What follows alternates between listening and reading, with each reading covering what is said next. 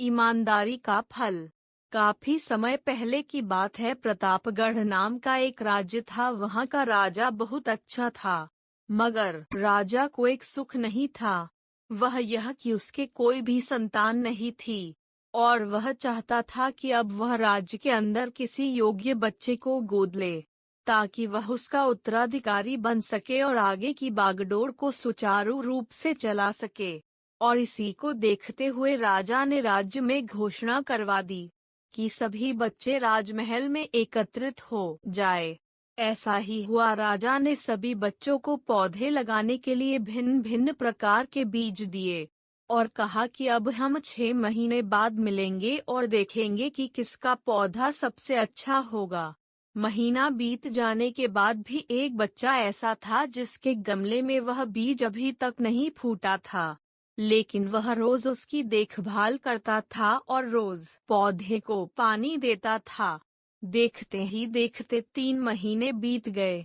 बच्चा परेशान हो गया। तभी उसकी माँ ने कहा कि बेटा धैर्य रखो, कुछ बीजों को फलने में ज्यादा वक्त लगता है। और वह पौधे को सींचता रहा। 6 महीने हो गए। राजा के पास जाने का समय आ चुका था, लेकिन वह डर हुआ था कि सभी बच्चों के गमलों में तो पौधे होंगे और उसका गमला खाली होगा। लेकिन वह बच्चा ईमानदार था और सारे बच्चे राजमहल में आ चुके थे। कुछ बच्चे जोश से भरे हुए थे, क्योंकि उनके अंदर राज्य का उत्तराधिकारी बनने की प्रबल लालसा थी। अब राजा ने आदेश दिया, सभी बच्चे अपने अपने गमले दिखाने लगे। मगर एक बच्चा सहमा हुआ था क्योंकि उसका गमला खाली था। तभी राजा की नजर उस गमले पर गई। उसने पूछा, तुम्हारा गमला तो खाली है। तो उसने कहा, लेकिन मैंने इस गमले की 6 महीने तक देखभाल की है। राजा उसकी ईमानदारी से खुश था कि उसका गमला खाली है, फिर भी वह हिम्मत करके यहाँ आ तो गया।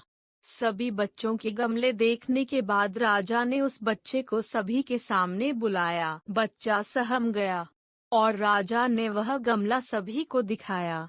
सभी बच्चे जोर से हंसने लगे।